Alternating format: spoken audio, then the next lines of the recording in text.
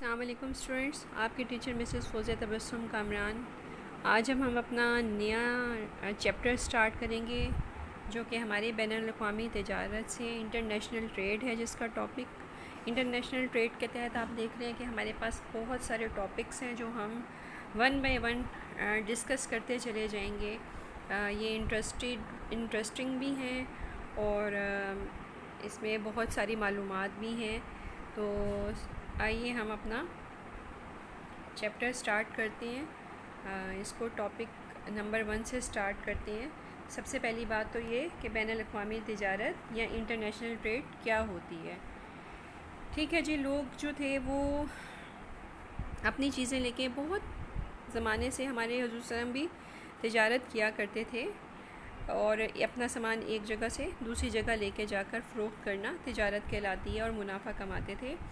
तिजारत जो है एक मुल्क से दूसरे मुल्क में भी हो सकती है, और एक शहर से दूसरे शहर में भी हो सकती है, यानी कि एक ही मुल्क के कुछ इलाके से चीज़ें दूसरे इलाकों में सेल के लिए, प्रॉफिट हासिल करने के लिए भेजना। मिसाल के तौर पर मुल्तान से लाहौर, लाहौर से कराची या another places of the countries. फिर दूसरी जो इसकी सूरत है वो ये कि एक मुल्क से दूसरे मुल्क में भी अशिया जो हैं लोग भेजते हैं, दरामद करते हैं, बरामद करते हैं। जब एक ही मुल्क की तिजारत को हम नेशनल ट्रेड कहते हैं और एक मुल्क से दूसरे मुल्क में जो तिजारत की जाती है उसको हम इंटरनेशनल ट्रेड का नाम देते हैं। ठीक है जी। अब इंटरनेशनल ट्रेड में आप देख लें कि पाकिस्तान से भी जो है सामान है, जैसे खेलों का सामान है, चावल है, कपड़ा है, कपास है, ये सब वो चीज़ें जो पाकिस्तान में बनती हैं और ये दूसरे मुल्कों को हम भेजते हैं। क्योंकि हमारा मुल्क एग्रेरियन कंट्री है, उससे मुतल्लिक़ अशिया जो हैं हम दूसरे मुल्कों को भेजते हैं और दूसरे मुल्कों से हम जो इंपोर्ट करते हैं अपने मुल्क में वो सनती खाम माल होता है, अशिया सरमाया होती हैं, मशीन्स होती हैं, गारें होती हैं, मेडिसन्स हैं। तो ठीक है, ये हम इंटरनेशनल ट्रेड के ज़रिए इन चीज़ों को अपने मुल्क में मंगाते हैं। अब ये कि इंटरनेशनल ट्रेड क्यों होती है या इसका क्या असूल होता है। सबसे पहले ये कि इंटरनेशनल ट्रेड का क्यों की जाती है, वो इसलिए की जाती है कि सब जो नंबर इसमें एक बात है वो ये कि जो चीज़ हम किसी दूसरे मुल्क से मंगाते हैं या इंपोर्ट करते हैं वो हमारे मुल्क में बहुत महंगी तैयार हो रही होती है। ठीक है जी।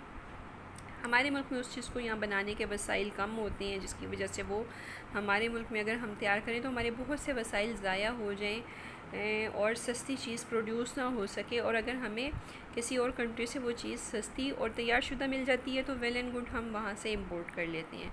इससे हमारा बहुत सारा वक्त और बहुत सारा ज़राए जो हैं वो ज़ाया होने से बच जाते हैं, बल्कि हम उन ज़राए को किसी और जगह इस्तेमाल कर लेते हैं। ठीक है जी। यानी कि देखिए, अब ईरान, इराक़, सऊदी अरब, खलीजी ममालिक में क्या चीज़ ज़्यादा है, कुदरती तौर पर वहाँ पर तेल पाया जाता है। इसका मतलब है कि बाज़ औक़ात कुदरती जो हमें किसी चीज़ से नवाजा हुआ होता है, वो चीज़ें भी या जिन चीज़ों की हमारे मुल्क में फरावानी अल्लाह ने दी होती है वो चीज़ें भी हमारे लिए तिजारत का बाइस बनती हैं। ठीक है। जैसे अभी मैंने आपको ऑयल का बताया है कि वो दूसरे ममालिक को वो ऑयल भेजता है। इसी तरह अमेरिका जो है और यूरोपीय ममालिक जो हैं टेक्नोलॉजी में बहुत ज़्यादा आगे हैं और चीन, जापान वगैरह जो हैं वो गुड्स तैयार करने में बहुत ज़्यादा महारत रखते हैं, मेयारी गुड्स होती हैं उनकी। ठीक है। इसी तरह ये तमाम मुल्क जो चीज़ प्रोड्यूस करते हैं वो एक मुल्क से दूसरे मुल्क में इंपोर्ट एक्सपोर्ट करते हैं और उससे फ़ायदा हासिल करते हैं। पाकिस्तान में कपास, चावल है, बांग्लादेश में पटसन है। ठीक है। इसी तरह कीनिया की चाय हो गई, ब्राज़ील के या पता नहीं किसके, आई थिंक हीरे भी किसी मुल्क के जो हैं वो बहुत ज़्यादा वहाँ पर हीरे पाए जाते हैं और वो उनको एक्सपोर्ट करके ये मैं आपको बताऊंगी कौन सा मुल्क है, मेरे जहन से इस वक्त निकल गया। ठीक है जी। तो इस तरह की बहुत सारी जो चीज़ें हैं वो हमारे पास तिजारत का बाइस बनती हैं। अब ये कि मुल्की और बैनुल-अक़वामी तिजारत में क्या फ़र्क है, यानी कि मुल्की तिजारत में एक मुल्क के अंदर ही रहते हुए तिजारत करने में और एक मुल्क से दूसरे मुल्क इंटरनेशनल जो हम ट्रेड करते हैं उन दोनों में जो बेसिक फ़र्क है वो क्या है।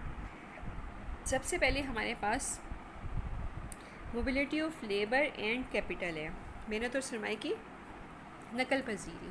अब आप ये देखें कि सबसे पहला जो फ़र्क है वो ये है कि हम एक मुल्क में रहते हुए कोई भी लेबर जो है वो कहीं भी जाके काम कर सकती है, एक शहर में से दूसरे शहर में, दूसरे शहर से तीसरे में, या आप ये कह लें कि एक कारखाने से फिर दूसरे कारखाने में, या एक ऑफ़िस से दूसरे ऑफ़िस में जाके काम किया जा सकता है। इससे ये फ़ायदा होता है कि जहाँ पे लोगों को रोज़गार हासिल होता है वहाँ पर जो काम कराने वाले लोग हैं, चीज़ें प्रोड्यूस करने वाले लोग हैं, उनको लेबर जो है और अपने टेक्निकल हैंड्स जो हैं वो अवेलेबल होते रहते हैं।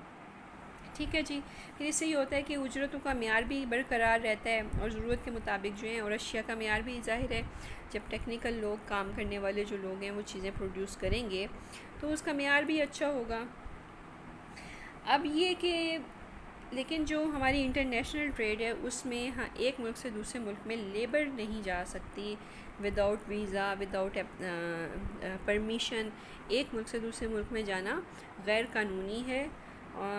अपनी मर्ज़ी से कोई भी कारीगर आराम से मैं उठूँ और अमेरिका चली जाऊँ, उठूँ और लंदन चली जाऊँ, ऐसा नहीं हो सकता जब तक कि मेरे पास तमाम वो जो कानूनी चाराजोई है, जो कि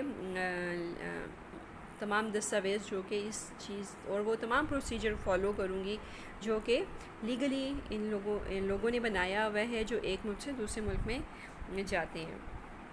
ठीक है जी। लेकिन ये होता है कि लेबर जो है वो हमेशा ये चाहती है कि जहाँ उसको ज़्यादा उसके जो है उसकी आप कह लें कि अहलियत के ज़्यादा पैसे मिले, वो वहाँ जाकर काम करना पसंद करती है। ठीक है जी। फिर दूसरी बात, करेंसी का फ़र्क होता है।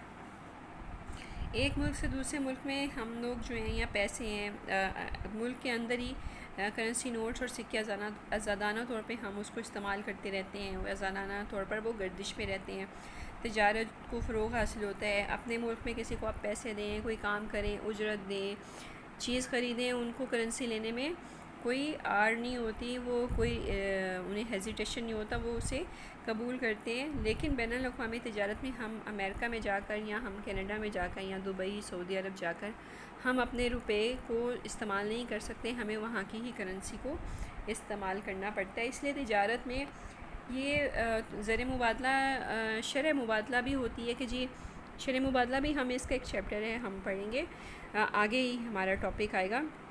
शरह मुबादला का मतलब ये है कि अगर अगर मैं एक चीज़ 10 रुपये में ख़रीदती हूँ तो मुझे बाहर की बनी हुई चीज़ जो है मेरे 10 रुपये कितने रियाल के बराबर होंगे, कितने डॉलर के बराबर होंगे। जिस तरह के आप ये देखते हैं कि एक डॉलर हमारे पाकिस्तान में कितना महंगा हो गया है और हमारे रुपये की कीमत गिर गई है। तो ये हमारी एक तरह की शरह मुबादला है कि हम $1 लेने के लिए अपनी कितनी करेंसी जो है इस्तेमाल करते हैं। तो $1 लेने के लिए हमें तकरीबन 150 रुपया सेक्रीफाइस करना पड़ता है। तो ये हमारी शरह मुबादला है कि $1 हमारे 150 रुपये के बराबर है। ठीक है। तो फिर जो करेंसियों का इख्तलाफ होता है ये बैनुल अक़वामी तिजारत को थोड़ा सा महदूद कर देता है, और जो इसकी कदर में इजाफ़ा या कमी होती रहती है वो भी इसमें बड़ी मुतासिर करती है इसको। और वो कैसे मुतासिर करती है ये अगले टॉपिक में भी आप तफसीलन पढ़ेंगे। फिर ट्रेड रिस्ट्रिक्शंस होती हैं, यानी कि जिसका दिल करेगा उठाएगा और चीज़ अपनी सेंड कर देगा, बल्कि इसके लिए बाकायदा इजाज़त दी जाती है, टैक्सेस होते हैं, ड्यूटीज़ अदा करनी पड़ती हैं, परमिशंस होती हैं। इस तरह से फिर हम ये चीज़ एक मुल्क से दूसरे मुल्क में भेजते हैं, जबकि अपने मुल्क में ऐसा कोई मसला नहीं होता। हम जब चाहें जहाँ चाहें अपनी कोई चीज़ बहुत मामूली पैसों के साथ भेज सकते हैं। ठीक है जी। फिर ये होता है कि जब हम कोई चीज़ बाहर से मंगाते हैं उस पर कस्टम ड्यूटीज़ पे करते हैं या भेजते हैं तो वो चीज़ महंगी हो जाती है। ठीक है। जिसकी वजह से भी हम इम्पोर्टेड अशिया की जो आप कह लें मांग है वो कम हो जाती है। फिर सरकारी सहूलतों में फ़र्क होता है, डिफरेंस ऑफ गवर्नमेंट फैसिलिटीज़।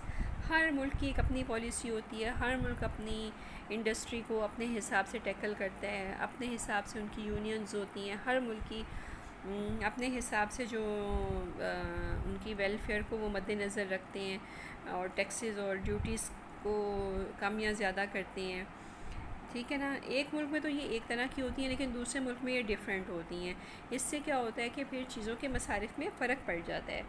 फिर तिजारती मुआहदे होते हैं, ट्रेड एग्रीमेंट्स होती हैं कि जी बैनुल अक़वामी तौर पे आपने देखा होगा कि WHO भी एक ट्रेड जो है मुआहदा है, एग्रीमेंट है। तो इसी तरह के बहुत से जो तिजारती वफूद हैं वो आपस में तिजारत की कोई ना कोई शराइत सामने रख कर तो तिजारत करने के मुआहदे भी करते हैं। फिर पॉलिसीज़ होती हैं, हर मुल्क की एक अपनी तिजारती पॉलिसी होती है, या तो 6 महीने के लिए या साल के लिए होती है, ठीक है ना। और मुल्क के हालात के मुताबिक उसमें चेंज भी आ जाती है। फिर अगर किसी मुल्क में तो ज़र मुबादला बहुत ज़्यादा है तो आज़ाद तिजारती पॉलिसी इख्तियार की जाएगी, क्योंकि मोस्टली ये होता है कि जब तिजारत थोड़ी सी आज़ाद हो जाती है तो लोग चीज़ें मंगाने के बजाय चीज़ें बाहर एक्सपोर्ट करना शुरू कर देते हैं मुनाफा कमाने के लिए। तो यहाँ पर फिर चीज़ों की कमी भी हो सकती है, इसीलिए कुछ पॉलिसीज़ बनाई जाती हैं, कुछ उन पर रिस्ट्रिक्शंस आयद की जाती हैं। लामहदूद और गैर महदूद तिजारत नहीं होती है, ठीक है जी। फिर इसके बाद यहाँ पर नकलो हमल के अखराजात होते हैं कि जब एक मुल्क से दूसरे मुल्क में चीज़ बेचती हैं तो ज़ाहिर है जो ट्रांसपोर्टेशन कॉस्ट होती है वो बहुत ज़्यादा होती है और चीज़ की कीमत पे भी उसको असर पड़ जाता है।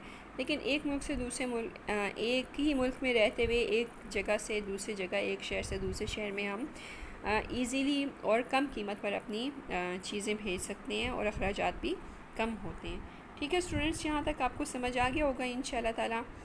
अगला टॉपिक हम कल करेंगे। ओके स्टूडेंट्स, अल्लाह हाफ़िज़।